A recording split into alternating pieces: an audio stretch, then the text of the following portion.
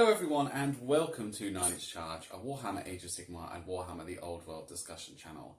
Today I'm joined by some of the units from my Living Cities army to talk to you about unit cohesion and the Minimagtray. The Minimagtray is a magnetic movement tray that I've been using all the way through Age of Sigmar 2 and want to continue using into Age of Sigmar 3 because I think it's a really useful tool for moving your models around the table effectively whilst maintaining unit cohesion. I've been lucky enough that Minimagtray has sent me all kinds of different shapes and sizes to review. So I think firstly I'll give you an overview of how they work and then we'll have a look at the different shapes and sizes and what that means for your games on the tabletop. So to use a Minimagtray, you take a model and you fasten a neodymium magnet to the bottom of it, and then it just simply magnetizes on to the tray. And as you can see, when they're on there really tight. Nothing's really going to move that off whilst you're playing. And then you can move them around the table quick and easy, maintaining your unit cohesion the whole time. And when you want to pile in or remove them from that formation, you can just take them off like this. Now, what I really like about these compared to other movement trays that I've used in the past is that they don't have a rim. Previously, I used some laser cut MDF movement trays and they had a lip around the outside to keep the models in.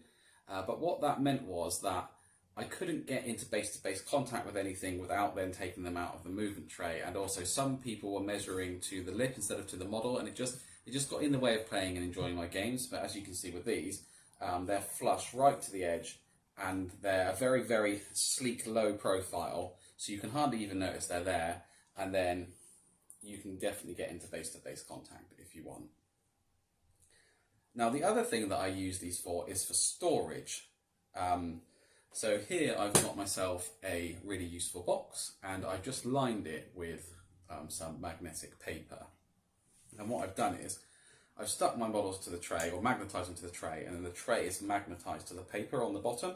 So I can give this a good old shake around, and you can see nothing in there is moving, it's all solid. So really great for transportation. And then when I want to play my games, I just bring my box with me, and then when I take my units out, let's have a look in here. I've got a unit of Sisters of the Thorn on the Cavalry mag tray. I can just take them out, put them on the table, and they're good to go. So that's the product in a nutshell. Let's cut away now and have a look at what this means for unit coherency and what the different products mean for different formations. So my go-to mag tray for a long time now has been the Cloud. I use it for my 25mm models, which I have lots of in my cities, and I like to take them in big units of 20s or 30s. What I find really useful about it is, obviously not only can I move them around really quickly, I can keep them in a nice formation. And because there's no lip on the end, units like this on 25mm bases that have got a reach of 2 can fight 3 ranks deep. So when I put the back layer on, then I know that that model is in base contact with this model, it's in base contact with this model that can then fight. And there's no fuss about that whatsoever. I have now been sent one of these from Minimagtray, and I think this is going to be really useful for me because what you can do with that is, now I don't have the 2 extra at the back, I can have one back row and I can deploy 3 deep. So for their 2-inch reach, that's just absolutely perfect. It's also really good if you don't want such a tight formation. If you want to try and do some screens, you can do that, and then everyone is in cohesion. There's also another 25mm one that they've produced that is excellent for screens. If I just move these back, and it looks a little bit like this. So when you put the models on, there's going to be a 1-inch gap between each model, so they'll stay in cohesion. So here I've got some Sisters of the Watch, and if I use my 1-inch measuring device, you can see that they're within 1 inch of each other just there. If I come around the other side, you might see it a bit clearer, but yeah, they're within 1 inch of each other there. So they can do a sort of patrol that way and string themselves out and still be useful as a screen or to block off an objective or protect a unit. But the ones on the end will be out of cohesion. So what you will need to do is just put one to make a little triangle there.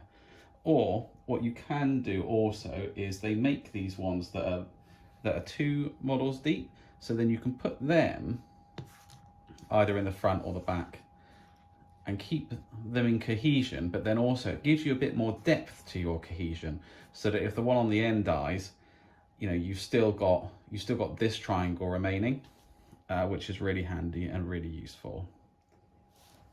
They also come in 32mm size, so there's a similar one to these here that you can do.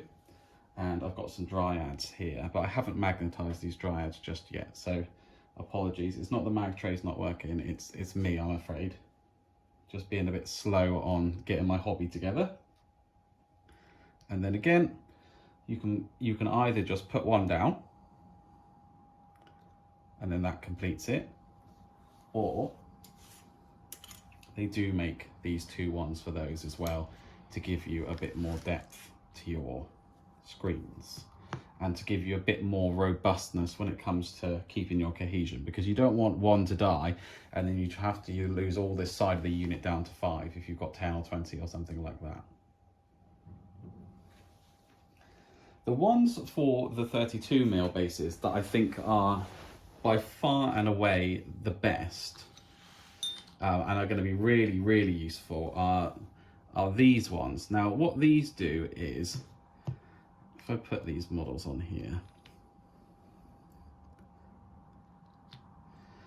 this is a way to have your models that are on 32mm bases all together and all within an inch of 2 models and all able to attack, because there isn't an inch from the front of this base to the front of that base.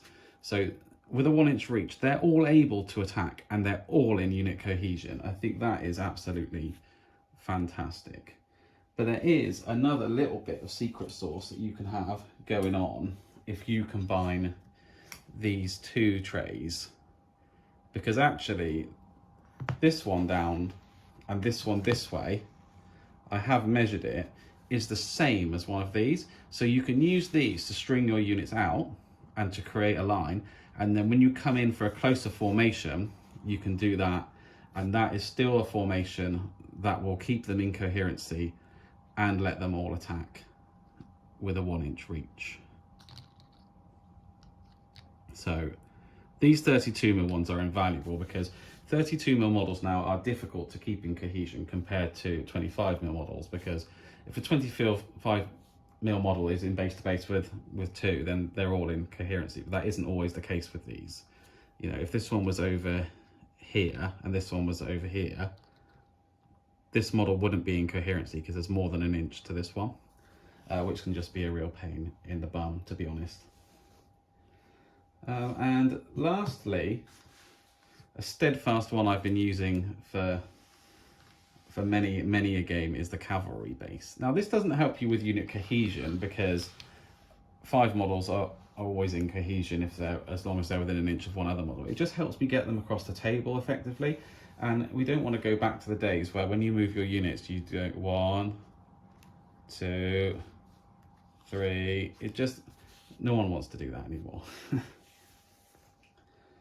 So those are the mag trays that they make. This is how they'll impact you with your unit cohesion and for helping you move around the table. As you can see, really, really helpful in many situations and in many different ways. I really, really highly recommend them, as I said, not just for ease of speeding up your game, also for storage. Just a great product. There's a link in the description to find their website. I hope you find them as useful as I do. And thank you very much for watching. This has been 9 Inch Charge, and I will catch you next time.